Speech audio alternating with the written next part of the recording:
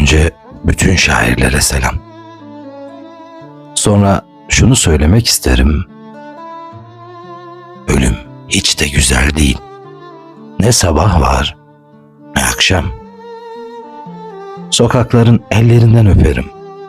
Bana yaşamasını öğretmişlerdi. Dost olsun, düşman olsun, insanlara iyi günler dilerim.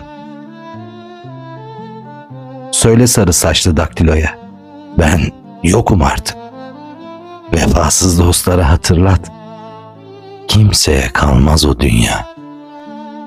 Nasıl unuturum güzeldi yaşamak. Fakat hakkı varmış Oktay'ın. Hatıralar da dal istiyor. Kuşlar gibi konacak.